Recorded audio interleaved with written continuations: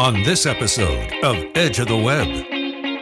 If you turned off the web results, we would notice within 5 minutes. If you turned off voice search for most people, I think most people would say right now it's something I can live without. Yeah. Once it becomes essential in our everyday lives, I think that's when we're going to see the shift. Your weekly digital marketing trends with industry trend-setting guests. You're listening and watching Edge of the Web. Winners of Best Podcast from the Content Marketing Institute for 2017. Here and see more at edgeofthewebradio.com. Now, alongside Tom Broadbeck, here's your host, Aaron Sparks. I'm your host, Aaron Sparks, founder and CEO of Site Strategics. And to my left is the indomitable director of digital marketing or media, Thomas Broadbeck. And it's I'm just 6 tripping years, over my. Oh my gosh! And always messes up my name or my title. It's all good. Breadback. It's close to the German. The German Broadbeck, who was a bread maker, is German for bread maker. Yeah, that's where it kind of came from. So you're close. Well, you know, it is what it is. Brutbeck. And let's introduce our guests, our watchers, our listeners, watchers, and everybody who's a voyeur to the show. To Cyrus. Cyrus, how you doing today? Excellent. Thank you for having me on the show. We were talking about the weather before we started here, and if SMX West, which is a big marketing conference that happens in Seattle once a year, is taking place, and the weather always improves for SMX West. So it's a beautiful time here in Seattle, and I hope you guys are enjoying yourselves there in Indianapolis as well. No, we absolutely are, but we're bouncing around with snow every other day. It's a load of fun. It really is. But how was SMX West this year? So I was a voyeur this year, and I'm just watching everybody on Twitter. It's kind of funny because it's only 5 miles down the road from me, right? And I'm not attending. But that said, I'm sad not to be attending SMX West, but I'm also happy to not be at another conference right now. So many of them I need to take a little bit of a break. So I'm happy to be a homebody. You were just in the Philippines for a conference, weren't you? Was in the Philippines. Amazing place. Some of the nicest people I've ever met. And the SEO industry is huge there. I had no idea. They have almost 15,000 people working in the SEO industry, which is like a tenth of the world's workforce working in SEO. A lot of it is outsourcing, but just an amazing people, an amazing culture. Manila is a rough, interesting place, but fantastic experience. Excellent. And you trade across the country on a regular basis, do you not? Yes, across the country. SEO I've been very fortunate with SEO. It's taken me around the world to 5 different continents and opportunities I wouldn't have before. But it's a global industry, and we all speak the same language when we're talking SEO. Absolutely. So what a great segue, Cyrus. So let's go ahead and take you through the latest digital marketing news around the world. I was very excited to start my reportings. This week's trending topics.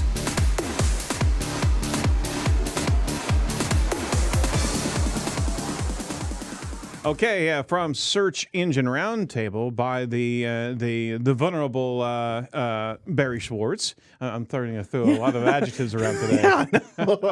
Multi-syllable, syllable. Syllable. I'm going to put the emphasis on the wrong syllable. Hey, Google shows answer without any search results. What's going on here, Tom? Have you seen this, Aaron? Yes, I have. It's kind of interesting. So apparently Google thinks it's a good idea to display search results with no results.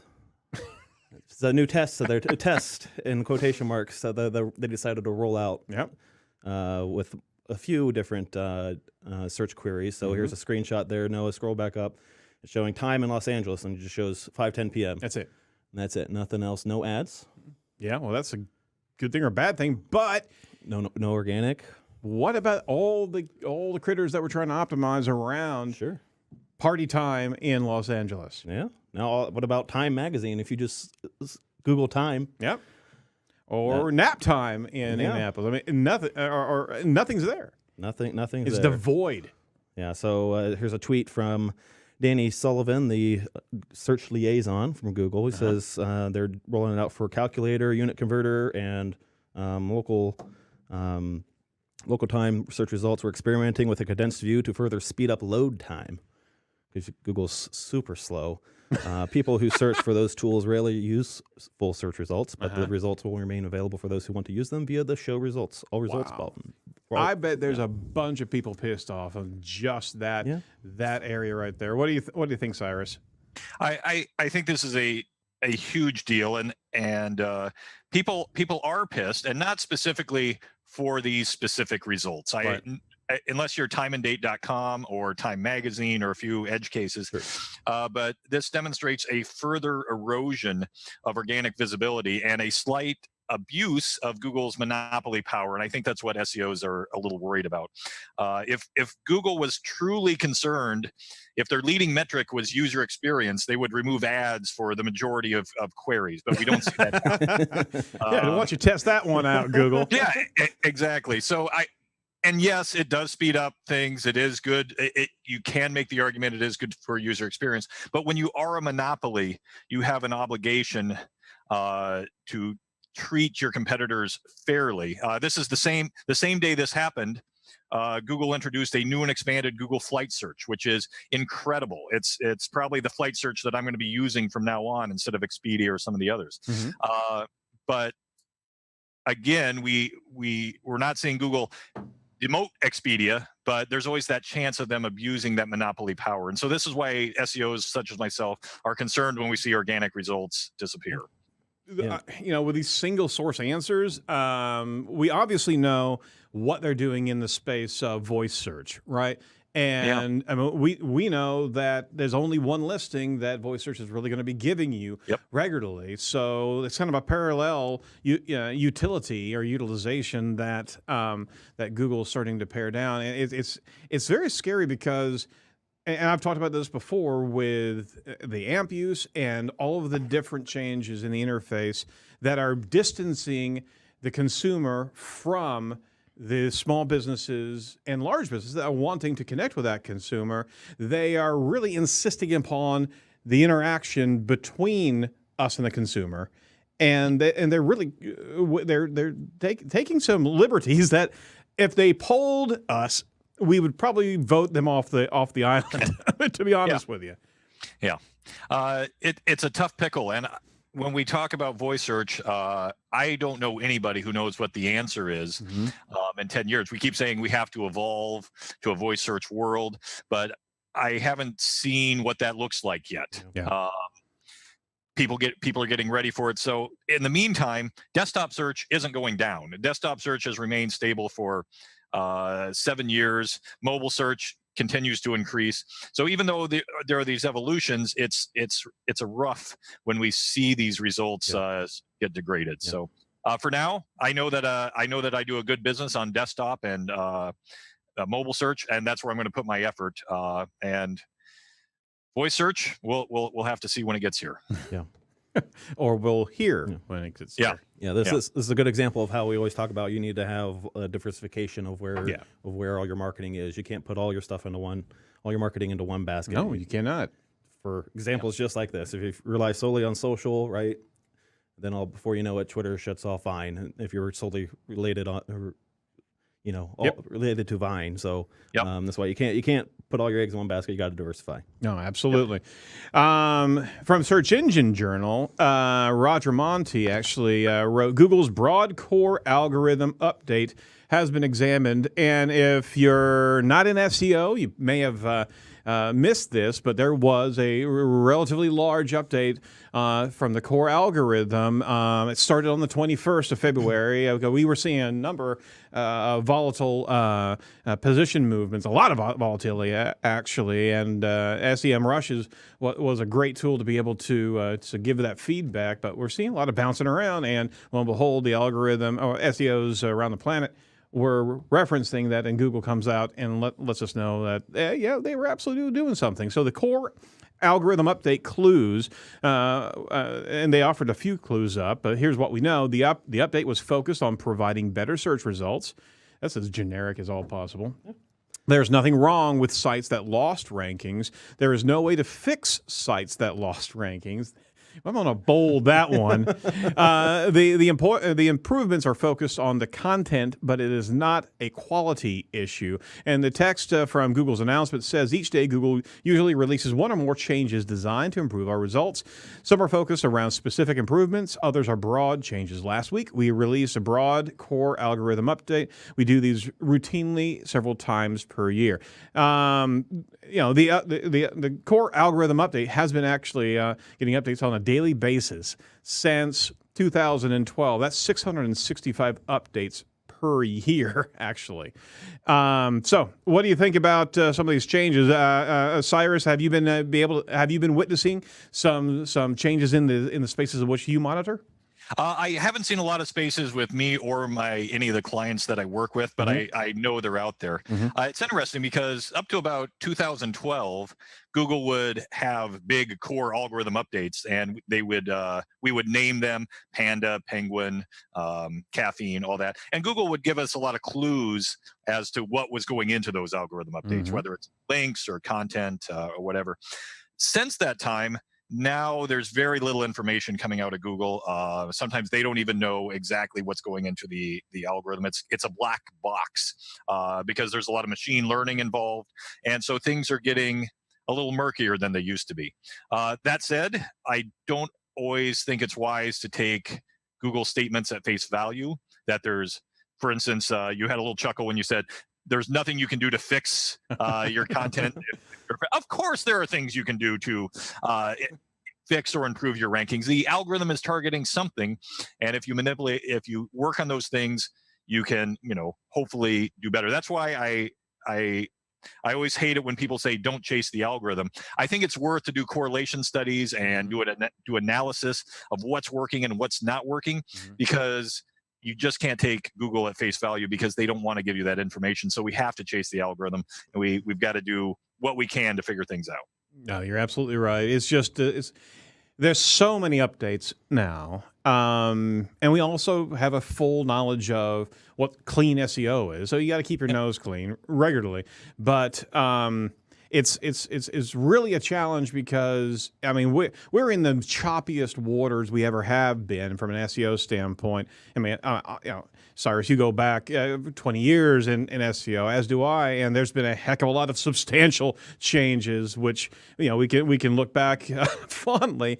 But in this space, there's so much mashup that's happening localized that you can never truly get a good rank projection. And we're going to be talking about this today. You have to look at how you're engaging with the audience that's finding you and be able to personalize and be able to move content and media into different spaces. You just can't solely rely on rank performance to be your main channel anymore. Yeah. No, Systrix had a great study here too about this core algorithm update, and they listed some of the websites and domains that they had saw some significant improvement. Guess what the number one one was? What? YouTube. YouTube.com, imagine that, Google property. I'm shocked. Dailymotion.com, Vimeo.com, Telegraph.co.uk, UrbanDictionary.com. Saw improvement. BBC. It's interesting though that Vimeo also a video site. Yeah. Dailymotion. That may give us some. Too? Yeah. Some scrolled the wrong way. Some companies that saw decreases. Etsy.com, Wikipedia, Daily Mail, Giphy, Spotify. They all lost some ground in this core update here. So wow. Yeah, I'll post that in the show notes here. Rand Fishkin tweeted it out if you follow him. That's where I saw it. But I'll put this in the show notes. I don't follow him, but I follow his mustache. It's not there anymore. It's not there anymore. All right. So for Mashable, you want something else that also lost some ground. Mashable has an article from Stan Schroeder. Google to ban cryptocurrency ads in June.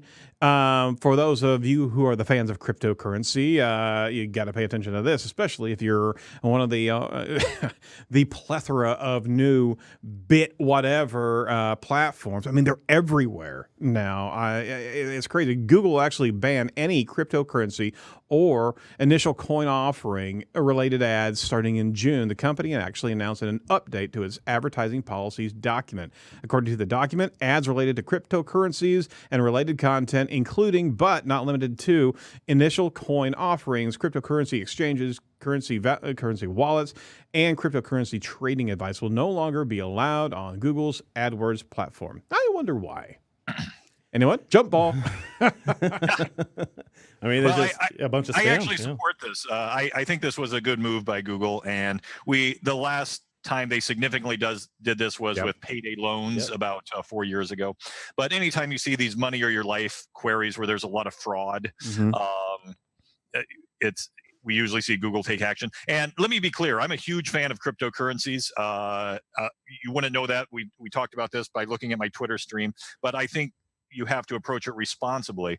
And the truth of it is, the online ad space in Google was just filled with scams and crap, and they had to take action to clean it up. People were losing a lot of money. So I don't think it's a strike against cryptocurrency. I know a lot of people at Google who are big Bitcoin and Ethereum enthusiasts, but this is a strike against a lot of the lower element that was taking advantage of that. Well, it was a gold rush, just like the payday cash loans and all that crap. I mean, this is literally a pushback not on the SEO realm, but the SEM realm to be able to protect its customers, right? Yes. Now, if Google could take action against the people in my Facebook stream that are still telling me to buy Bitcoin, I'd be very happy about that. I don't think they're going to cross the streams, man. Those don't play nice with each other. I tell you what is a great thing to play with is our newsletter that we send out to you each and every week regarding everything that we've talked about on the show. All the news articles, some insights from our guests that we've spoken with, as well as who's coming up, and possibly even a unique bit of advice, as well as some interesting things coming up in the near future. So check out the newsletter. You can actually text to the word EDGE, text to the number 22828, the word EDGE Talk. You can sign up right there from your smartphone, that nice little device in front of you. You can also go to edgeofthewebradio.com and sign up at the header or the footer of the site. Is that the footer? I think it's I moved it to the top. You keep on moving it. Got to test it out. Got to change things up. Yep, absolutely. So sign up and you'll be getting this on a regular basis and nothing but digital gold coming to you. No Bitcoins coming this way. And we'll never use your email for anything but that correspondence. And let us know what you think about the newsletter. All right, so follow all the featured trending topics at edgeofthewebradio.com. So let's deep dive today with this week's featured guest. Now it's time for Edge of the Web featured interview with Cyrus Shepard, owner of Bazillion Media. Oh, Cyrus, you got the deep voice guy introducing you. How about them apples? Those very nice, and I'm going to use my deep voice for the rest of the interview. What was that key? No that was the accordion one. Yeah, that was the accordion one. I don't think our listeners don't get that. Yeah, no. All right, so to our audience and to our watchers and listeners of Edge of the Web, let's introduce you to Cyrus Shepard. He's an SEO, online marketer, content publisher, speaker, and writer. He spent several years building highly qualified traffic through SEO and content marketing. He's also the former head of SEO at Moz and now works with dozens of startups and Fortune 500 companies to craft the online growth that he's been able to proudly dispense over the few decades that he's been doing this. So, Cyrus, why don't you tell us your backstory and how you got into jumping to SEO? Yeah. So I actually studied film in college. I was a cinema major. I wanted to be a screenwriter, and I spent many, many years working to be a screenwriter in Hollywood. There was one problem I had, in that I was really bad at it. So I hate it when that happens. So I worked every job under the sun. I was a bartender, a wildland firefighter. I did some acting for a while, and then I started building websites. And for many people, that's how you get into digital marketing. I needed a way to market myself. I discovered SEO, and it's like a light went off, and nothing has been the same ever since. I started working with clients soon after. Joined Moz, did SEO with them for a while, and under the leadership of Rand Fishkin, I developed a philosophy of just trying to help as many people out as possible. And that's what I live for today, trying to find ways to scale that. It's very hard working with one site at a time, but that's where I am today. And I never look back. And I think, SEO is always evolving, as we've talked about, but I'm in this career for the rest of my life. There it is. So you found your calling, and Yes.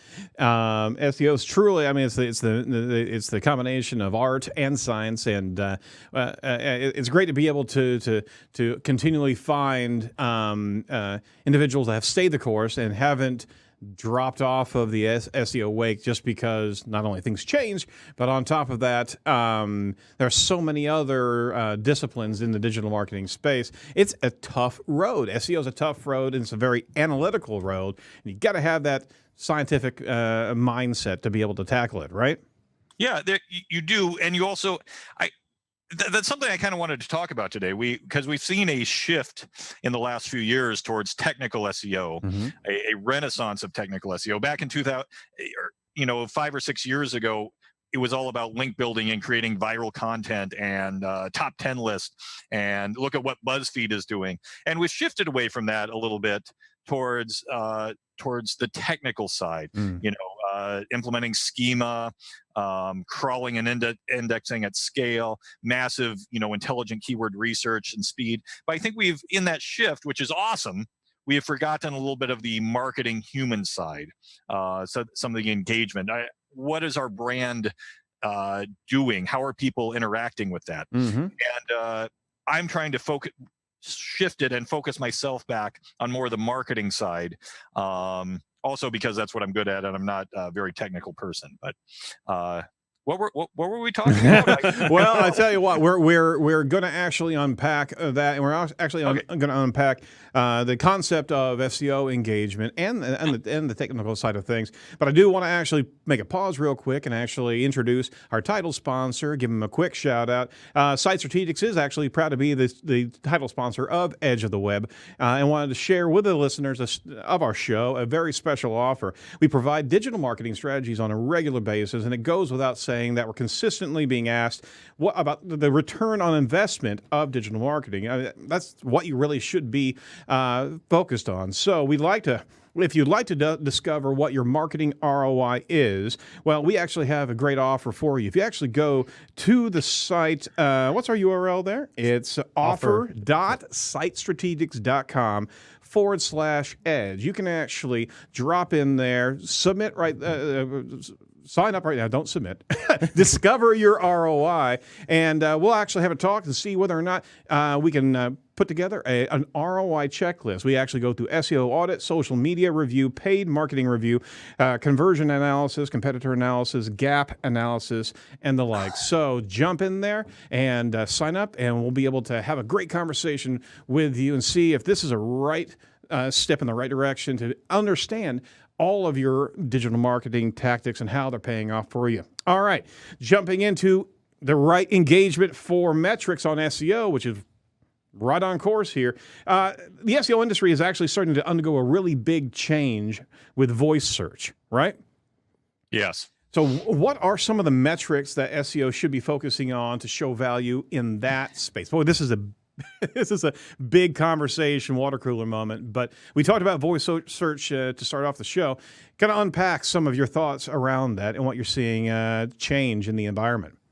So yeah, voice search, that's a really interesting question, and it depends on what your specific business is. And that segue with ROI that you were talking about, I think that's an awesome metric to focus on in SEO that we often don't, because a lot of businesses aren't going to get a lot of ROI out of voice search just yet. The only significant ones that I'm seeing that are really gaining are in retail or local businesses that have very specific examples of where their voice search is going to be applicable to them. I think for the vast majority of businesses, it's great when they can get a featured snippet that will also trigger a voice search, but we're not seeing a lot of ROI for the vast majority of businesses yet out of voice search, which is fine. It's a blue ocean strategy. Yeah, it is. Voice search is not eating into mobile or desktop search. So the opportunity is going to grow there. I'm just not sure what it is yet. And there is a deployment of new schema across the board, and we've had a number of different interviews with individuals that were deep inside of voice search methodology. But you're right, is that it's applicable only to. It's almost like the same as the localized marketing in Foursquare a while back, and in spaces in which you're traveling, you're transactional in nature. If you're looking for that restaurant down the street, right? What's the best taco place in town? Voice search is going to be very, very applicable. What's the price? Where can you find the cheapest plumber to be able to fix my plumbing?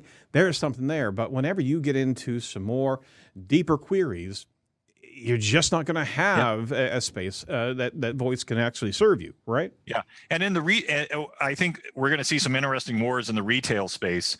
Right now, Amazon is winning those transactional queries simply because you're accustomed to ordering things off of Amazon, and Google doesn't really have that infrastructure or resource yet. You're not asking Google to order you a refill of toilet paper. So there are some interesting things going on there.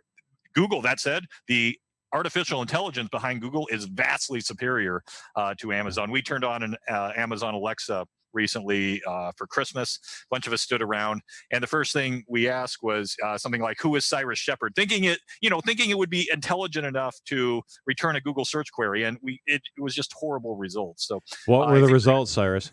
Yeah, I don't know who that is.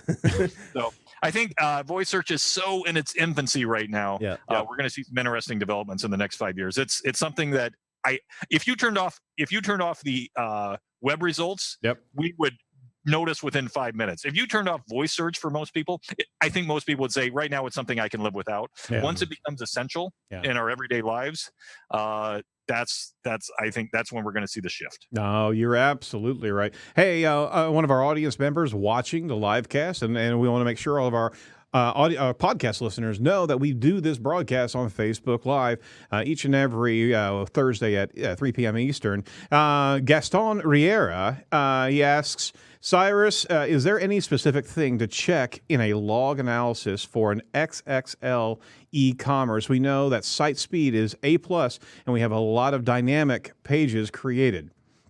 Yeah, so there are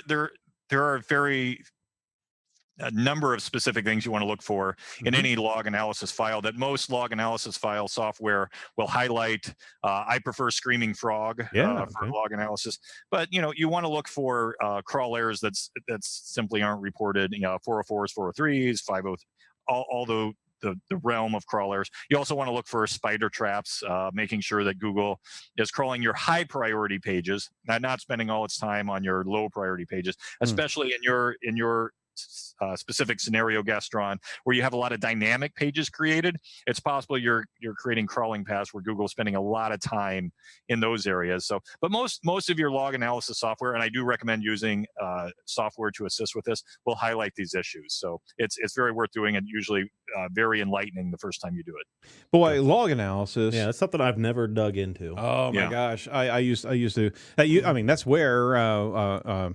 Web analysis, remember Web Position Gold way back in the day.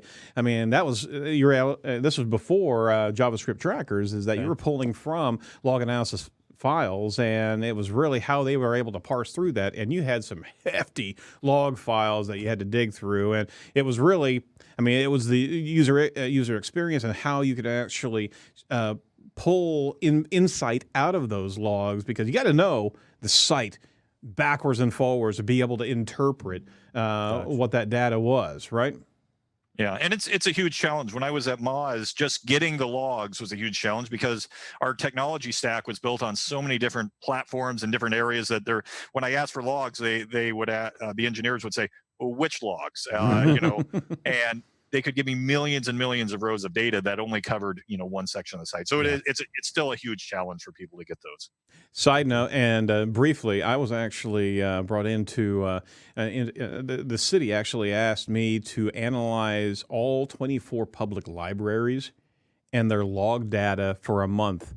Oh gosh, 14 gigabytes of log data. Just text files? Yeah. It's just amazing. And I literally had 4 machines, a bank of machines, going through. We use it was squid data, and you could actually parse through and be able to categorize. And I gave them the top categories of all traffic being searched from the public terminals, the libraries. Wow. There's a nugget for you. Say if you needed a nap. Oh my gosh, it was incredible. It was so much data and some scary stuff too, to be honest with you. So that's another chapter. Hey, how valuable to you is bounce rate in your understanding of just performance metrics? I love bounce rate. My video is getting a little squiggly here. Sorry, guys. So yeah, bounce rate is great. I think people focus on it way too much. Mm-hmm. If you look at engagement metrics in Google Analytics, generally the first engagement metric in their dashboard that they highlight is time on site. Right. Larry Kim has been doing a lot of excellent work in this the last couple of years. If you don't know Larry Kim, he's a big search and SEM personality, and a unicorn too. Yeah, and a unicorn. Yes, he should trademark his unicorn artwork. It's horrible, but it gets the job done. But so many people are so laser focused on bounce rate when there's so many other engagement. This is what I encourage people to do. Right. This is an experiment I want everybody at home to perform. Go inside your Google Analytics or whatever analytics platform you have.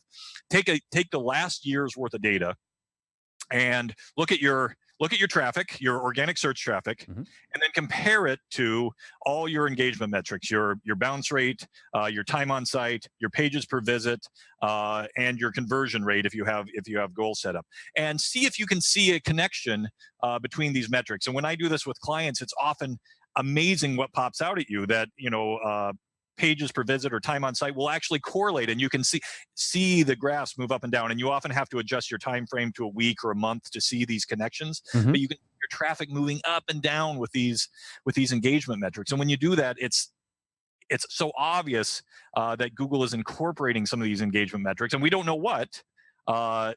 But we know that they are, and mm-hmm. those are some things that we have to focus on instead of just the purely technical SEO that everybody is so obsessed with. But wait, what you just said there is that Google's paying attention to the performance on the website, yep. and giving itself a feedback loop and potentially affecting your organic traffic because yes. of the performance. Now, we were told that obviously this is a bit of an inside joke, but for the longest time, Google was of the public discourse that it wasn't pulling anything from those analytics tools. No.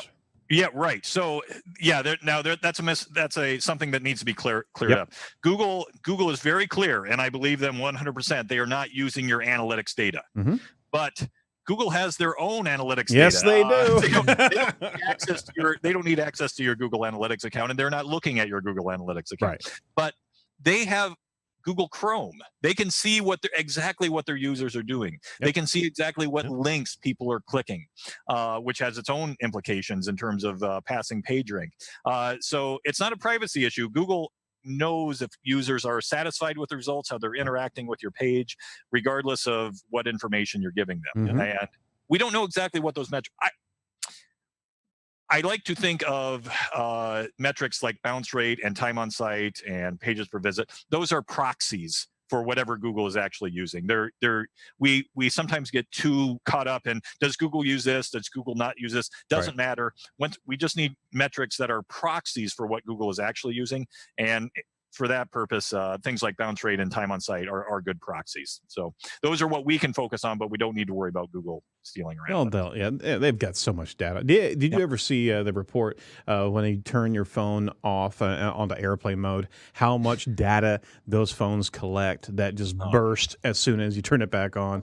Yeah, it's incredible. Not that that's good. It's just a side note there. Anyway, hey, what's your favorite analytical report, or more importantly, metric of yours that SEOs don't use to measure engagement? That's a really good question. So I think it's helpful.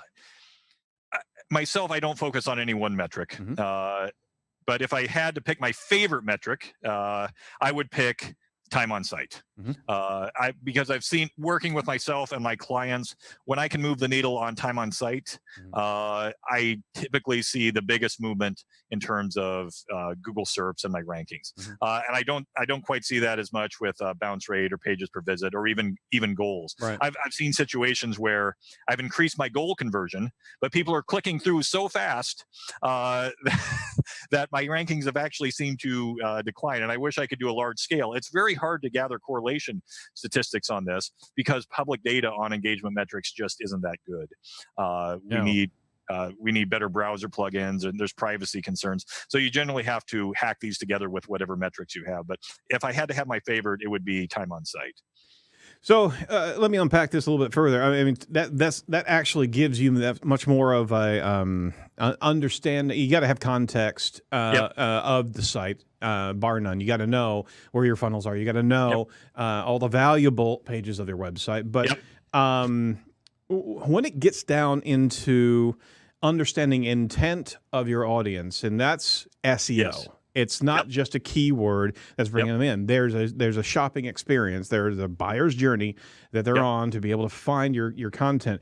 With the additional unfolding of device attribution, where we can now start seeing behavior further than the desktop or the mobile SERP and all the inbound. Now we can actually start putting together that this user came from multiple experience points, right? Yeah. And the device itself has, it kind of infers different behavior. A mobile device is going to not have nearly as much time on site as a desktop search, right? I mean, by and large, depending on the industry. So now you've got a mixed bag of nuts that the time on site based on platform or based on aperture, right, is going to throw you some erroneous data. If you're actually delivering the content to that mobile search that's checking things out on their way to the bus or what have you, they're getting what they're wanting from you, but they're just not hanging around because it's the nature of the beast, right? Right. And I don't want to be misinterpreted. Someone on Twitter is going to accuse me of saying time on site is a ranking factor and that if you and that it's different queries are going to have different needs. It is a holistic thing. Right.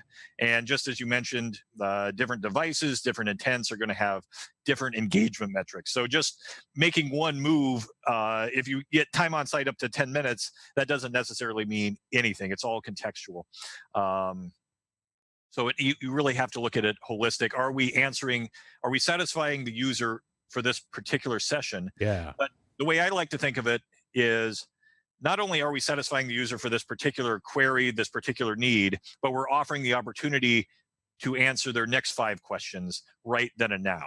We're giving them an opportunity to explore other options, to bookmark us, to come back, to send an email to ourselves, all these things within that same visit. When we can do that, then we're succeeding. I love it. I love it.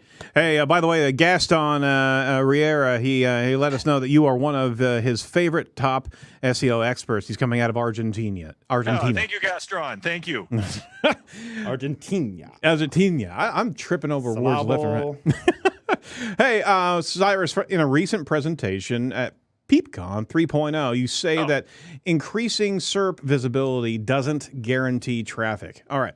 To unpack that for the layman who's listening to us, the SERP is the search engine result page, and increasing visibility on the search engine result page, right, would infer that you've got more more visibility, more targeted traffic, right? So you're saying that that's not potentially the case.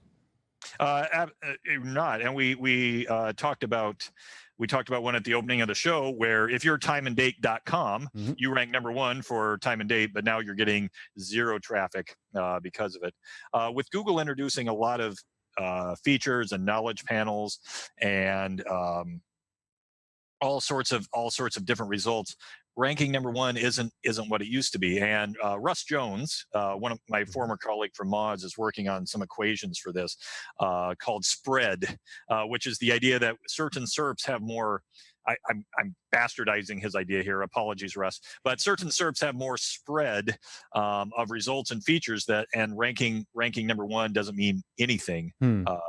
In some of these, and in other SERPs, ranking number one means everything. Yeah. So it depends on, you have to look at each SERP result specifically to see what features are, how many links, and all that. Yeah, that's one of the things I've noticed here lately. Is just you actually have to go and look at the keyword that you're trying to rank for on that search result to see what's actually being asked. Especially for like if you're trying to get a featured snippet. Yeah. If there's a feature snippet there, it's not really answering the question. I've noticed that with a couple of our clients. The feature snippet, one of our competitors has it, and they're ranked ahead of it, but it's not really answering the question for the search result. So you can adjust your page that way, or have a new page, and then hopefully you can take over that feature snippet as an example. Yeah. And what a lot of people don't realize is that those search results should guide your strategy. What is Google ranking for this specific query, and am I owning that? Do I have the right schema for this query? Am I using video or images like the other results? You can tell from the search results what Google thinks people are expecting, and make sure you deliver that. So I think it does get into this ethereal intent concept, because you're talking about the battlefield of SERPs, right? And you got to know the context of the question. You got to know what question is being answered in all of these different spaces in which your consumer is going to experience you, as opposed to the other consumers. I mean, you've got the terrain of who's actually more persuasive, because we understand that the search engine result positioning is not only just a rank, but it's also what's entreating that consumer to actually go deeper in. So what's the call to action that's being discovered in that search engine result page or that particular ranking? But on top of it, you're also trying to get your more of a longer lens on the behavior of the consumer as they search. They're not going to see just one search. They're going to go multiple different facets, finding out who has the best answer, and ultimately click on that, right? So it's not about highest ranking on a particular phrase. It's being there where they need you to be that's going to win the day, right? Yeah, my favorite thing to do at the start of any project is see what Google is delivering. Who is Google giving more visibility to than me, and doing a competitor analysis, and ask myself, what am I not delivering that people are expecting? Why is this answer better than mine, and what can I do to improve on this? So that is a very good perspective right there, and that's where technical SEO sometimes loses ground in the marketing space, because if you're not having that type of self-reflection or introspection, whatever you want to call it, first you got to know the audience and what they're looking for. And if you don't know that, if you're just messing around with schema and structure, right, you're not in the answer mode for your consumers. There's a little bit of sex appeal in marketing, and you got to get that. You got to nail that too. Hey, SEO's sexy. Come on. So I got a Twitter comment here from Ronell Smith. I'm sure you're familiar with. He guests on the show. Ronell, my good friend. Yes. We tweeted out. Tyler's doing a good job doing the live tweeting here, and we tweeted out one of your quotes that you said here, Cyrus, where you said, "I like to use all metrics in my report, but my favorite is time on site." And Ronell said, "Eager to parse this, seeing this metric move down in importance by many brands in favor of task completion." Well, that's an awesome point. But I think for a lot of brands, and Ronell, I don't argue with that at all. Task completion is amazing. It's often difficult for us to measure task completion. And in the absence of that, sometimes you have goals set up and you have a very specific task, but I don't think we can always specifically define the task for every user that comes by. And that's why we want the spread. We don't want just the query that they're coming for. We want, because it's kind of like a bell curve. We can identify the middle of the bell curve, but we want to satisfy everything. We want to satisfy the next 5 visits as well. And so sometimes time on site is a proxy for task completion. And all these other metrics, but I can't argue with that at all. Task completion, I think, is #1 metric that you should optimize for, but that requires also a human touch, as you were talking about, and it's very hard to define sometimes in our metrics. Cyrus, you're popular here today, especially from Argentina, because we have another question coming at you from Adrian Axel Magnico. I hope I pronounced it right. Here from Argentina, too. Have you seen a lot of mobile-first action on some e-commerce? We saw both cases in the same site, mobile ranking 2 or 3 positions over desktop, and the opposite as well. Desktop doing better for the very same site, just different categories. Do you have any guess why that could be? The speed of the product listings is about 1 to 2 seconds on all categories, and they have the exact same or very same front end. That's interesting in its own right. Yeah, that's an interesting. If everything was exactly the same, I would be looking into user experience, and that. Just looking at your mobile phone, looking at the desktop, looking at your engagement metrics, how are people interacting with these differently? It is interesting because Google is rolling out its mobile-first index, and we know there are some things that Google treats differently on mobile than they do on desktop. In particular, speed, which is going to be a bigger and bigger deal. On that note, Google did introduce. Says they're going to be ranking mobile websites on speed, but they say it's only affect a small amount. So most people don't even have to worry about it. And I would say that's total crap. Everybody has to worry about their mobile speed. Mobile speed and bounce rate are so correlated that you have to pay attention to that. And Google said the same thing in 2010 when they introduced mobile speed as a desktop ranking factor. They said it was going to affect just a small amount of queries. But if you do any correlation study, and several have come out, speed and rankings are hugely correlated. So there may not be a direct effect, but the impact is outsized. And I suspect the same thing is going to be true on mobile. No, and thanks to all of our Facebook questions, all of our fans there. Well answered, sir. Well answered. What are some of the opportunities for SEOs to get more organic visibility in this day and age? I understand it's not one silver bullet, but what's your... There is, and it's Bitcoin. Those people who have Bitcoin in their title tags are going to rank higher. We're going to have a Bitcoin penalty come through.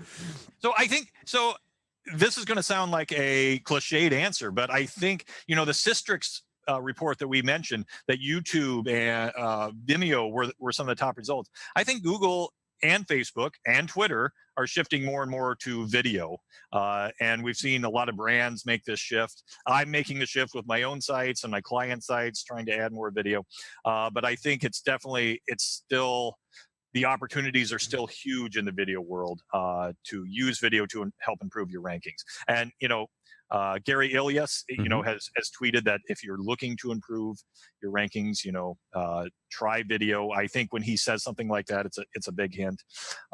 Interesting side story. I recently added video to an affiliate site that I ran, and nothing really happened with rankings. And it was a YouTube embed. Very common strategy. You put a video on your site, it's YouTube, and you also put it on YouTube. You get some cross play action, hoping to rank it higher on YouTube. I stopped that. I use Wistia. I uploaded all my videos on Wistia, so it wasn't YouTube. Instantly, all my rankings went up. No correlation causing. I don't know. I can't isolate it. I need to repeat this experiment. But with Wistia and some private video hosting, you get the opportunity to include some schema that you don't get with YouTube. Some individualization. So I don't know if Google is viewing it as more unique content, but I'm going to continue to look into this. Wow, I like that. We've done it with one client with Wistia, but it was more for a back end behind a paywall type of content stuff. And I've really liked their stuff. Don't they have like a form where you can put in, so people are watching like 30 seconds in, and then you can have them fill out a form fill. They have some interesting stuff like that you wouldn't have with the YouTube. And you also have a lot more control over the Chrome of the player. Yeah, analytics that you can see like a waterfall when people are dropping off and everything. So. I dig it. If you're interested in video SEO or video marketing, Phil Nottingham, good friend of mine, you should follow him on Twitter. Yep. He's one of the best in the business, and he should be in high demand. Cool. We're going to have to grab a hold of Phil. Yeah, I've reached out to him before. Very cool. Very cool. Maybe you can open the door for us, go. Cyrus.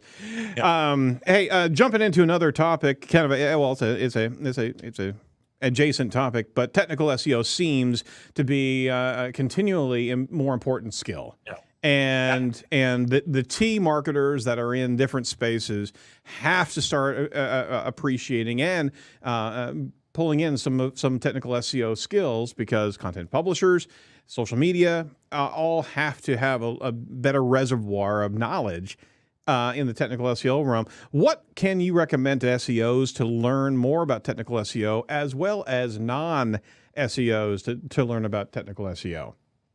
That's a great question. I recommend everybody taking a basic computer science class. Harvard CS50 is the best of the best, and it's free and it's world-class education. It's this, it's the same class that they would offer to Mark Zuckerberg when he was at Harvard. And it's absolutely wonderful. Getting that basic computer science education. I'm in the middle of the class right now, and I think it's fantastic. Other than that, I think people should, definitely attempt to understand JavaScript SEO. I think people should have, basic understanding of HTML and CSS and different web technologies. But the highest paid SEOs I know are all technical SEOs. They're all highly technical people, and there's not enough skill set. A highly trained technical SEO is in such demand right now. And for people starting their careers or in the middle of their careers, if you can up that skill set, you're going to have fantastic opportunities ahead of you. I love it. I love it for the sheer fact that there was a period of time about 4 years ago, that it looked to be that there was an intent to kill off SEO. New media, social media ran the course, ran the gamut, and it was all about reaching the audience where they were. But the SEOs, in their very nature, because they were more technically analytically bound, we were getting the short end of the stick from a marketing standpoint. And guess what? SEO is still viable, is very, very important. And you don't have the full Hemi if you're not running on an SEO cylinder, right? Yeah, well, and a few years ago, Google took away the biggest leverage stick that a lot of people had, which was links. And links are still hugely valuable, but they remove some of the easy ways to move that lever. And if you were a publisher, you just had to push money into links, spammy or not, and you got results. And today it's much more nuanced. And I think people have maybe nuanced it a little too bit and bought Google's some of their marketing material that you can't build bad link. There's a lot of spammy links that still work. There's private blog networks that still work, and that edge. But today we're seeing our biggest gains from a lot of the technical SEO. So that's where people are investing their money, and I think it's great. Excellent. Well, sorry, I want to follow up on the Harvard course thing. Is it like a learn as you go type thing, or is it? Yeah, it's a self-paced CS50. Thousands of people have taken it. It's self-paced. You can you can take a whole year to do it. You can sign up for certification if you want, which costs a little bit of money. Otherwise, it's free. There's a great community. Hugely recommended. Cool. Yep, I got it pulled up here, so I'll include that in the show notes as well for people. Just don't take the course right now. We're doing a show. I just signed up. I'm going to watch the first YouTube video right now. Keep going. Well, Cyrus, it's been a pleasure. Can you give us just a thought about SEO's resilience and where marketers should be looking to be able to continue the SEO performance? We certainly recognize that there's needs to be transference of skills into other types of digital marketing and appreciation of the technical SEO. But what words of wisdom? I mean, you've been around the block on the SEO side of things. What words of wisdom would you give digital marketers on how to appreciate the engagement metrics inside of SEO? Yeah, I wish there was a better answer for this, because so many times SEO is responsible for so much of a business's success. and SEO doesn't get the credit for that. I think as an industry, we need to do a better job of taking credit for the wins that we have and communicating that. I remember my very first SEO client. We increased online sales from $500,000 a year to something like $2.5 million within 1 year. And I came in with a huge presentation. I showed them how all the SEO was responsible for this uptick in traffic. And after that, I was talking to the marketing manager there, and they're like, business is great. I don't know why. I'm like, I've been telling you and that's almost every business that I work with. They don't see the direct connection between the search engine visibility and how that fits into their larger strategy. And I think there's always an opportunity for us to advocate for ourselves. Yeah, and, they will if we. They will if they go. I'm sorry. No, go ahead. I was old. Oh no, it's just they'll appreciate it if we block robots, right? Yeah, exactly. Nothing makes people appreciate SEO better than a drop in traffic.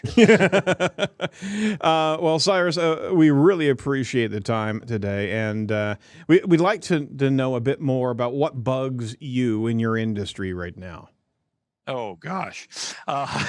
Fortunately, I love the industry. I absolutely love the industry. A couple of things that do bug me are taking everything that Google says at face value. Because Google is incentivized not to tell us everything. And I think John Mueller is awesome. I think Gary Ilias and Danny Sullivan are doing a great job at Google, and I appreciate everything. They have to put up with a lot of crap, but we also have a responsibility to question things, and I'm not sure people are doing enough of that.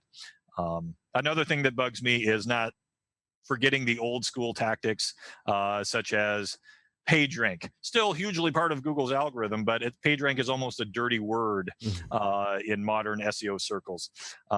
So making things work and not worrying about the current buzz phrase or what's politically correct in SEO at the moment. I think a more actionable approach is better. Now, well, all right. Conversely, what excites you about your industry?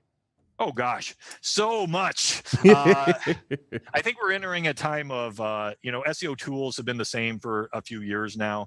Moz, Ahrefs, they're constantly innovating, but I think what we're going to see in the near future is more automation, because we have a lot of data, but what people want, what our clients want, what your clients want, they don't need data, they need results.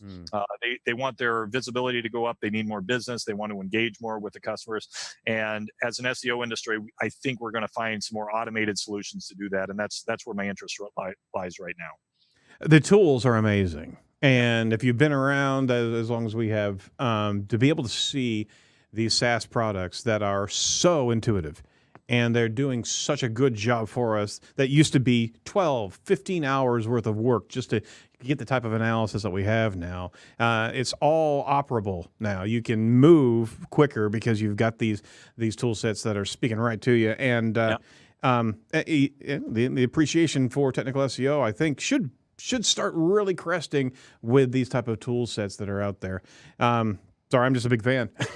Yeah, and it's great. Back in my day, there was a while where Moz was the only game in town, and I'm a huge Moz fanboy. Yeah. I love the company, still do. But I'm glad to see Ahrefs and SEMrush and the others push everybody. We need the kind of competitive space that we have in the SEO tools industry. We need that in search engines. So I wish there were competitors to Google who could be push each other like Moz and SEMrush and Ahrefs are pushing each other now. Yeah, that's a really good insight right there. Hey. Why didn't we talk about this sooner? You actually were a photo double for Steve Martin in Cheaper by the Dozen. Yeah. Because I look exactly like Steve Martin. During my Hollywood phase, I got a call. They said they need someone who can act like Steve Martin. You don't have to look like him. So I showed up, and it was a number of interviews. Met the director a couple of times, and they cast me because they thought I looked more like Steve Martin than the other people, but it was kind of funny. So if you watch the movie Cheaper by the Dozen, you only need to watch the first 3 minutes. Those are all my scenes. I play the young Steve Martin at age 21, 25, getting married, and you mostly see the back of my head. It's very handsome, and that's awesome. Yeah. I was a film booth projectionist right when that movie was coming out. So I've seen that poster so many times, and I've seen that movie so many times. So you still get checks in the mail? Yeah. So you and he have a connection. Yeah, here. I was like, You've seen that? I've seen that movie. I walked by that poster probably 1,000 times. You've seen Cyrus's back of his head for thousands of times. Yeah. Nothing creepy there. Yeah. Well, excellent, Cyrus. Cyrus. Jesus. Serious Black. Cyrus, is there anything else that we... There it is. Seriously, Cyrus, is there anything else that you'd like to talk about today? I think we've run the gamut here, but it's certainly great to be able to hear from a great SEO personality, and especially the head of Moz. It's great to be able to have you on the show, ex-head of Moz. So any last final thoughts for all the digital marketers that are out there? No, I'm so impressed. I'm so impressed with your service of ROI, and I wish more people would focus on ROI as a metric, because I believe there's a huge correlation between ROI and search engine performance.